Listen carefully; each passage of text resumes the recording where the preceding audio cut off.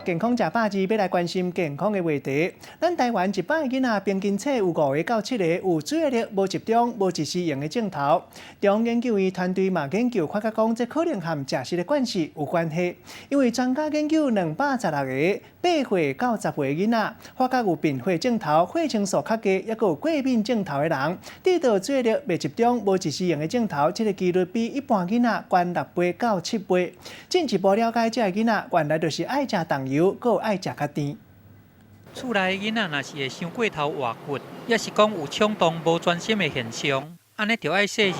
这有可能是去替代着注意力缺陷的过动症。中央研究院甲各大病院来组成这个团队，针对大台北地区的国小216个8岁至10岁这个学生囡仔来甲做研究，发现讲有贫血的甲这个过敏症状的囡仔，比一般的囡仔较会去治着注意力缺陷的过动症。如果有过敏的小朋友，他有这个过动症的这个倾向就比较大特别是当他有1种、2种甚至3种越多的这个过敏性疾病的时候，它的风险就越大。专家讲，4大要素：贫血、血清素偏低，也是讲抽血了后发现这个体内色酸性的粒细胞，甲这个免疫球2倍偏悬，这个过敏的囡仔，拢是高危险的族群。其中，若是讲囡仔有带2种以上，亲像鼻炎、湿疹这个过敏的镜头，安尼去治疗注意力缺陷这个过动症的几率，就会比一般的囡仔悬出2倍到3倍。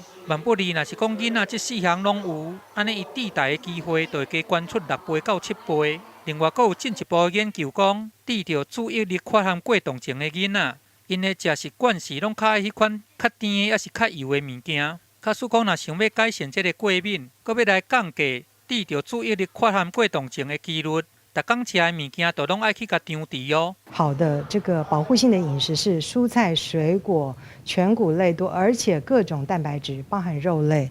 都是多的。毋若讲会当加食一寡菜色果子，搁爱食较有2倍质的物件。专家嘛建议讲，囡仔毋通食遐个加工过的物件。这个注意力缺陷的过动症，会使讲是过动症内底上大项的，差不多有接5成。想要避免过动症，会当为食食来落手，通甲治代的风险甲降到上低。记者综合报道。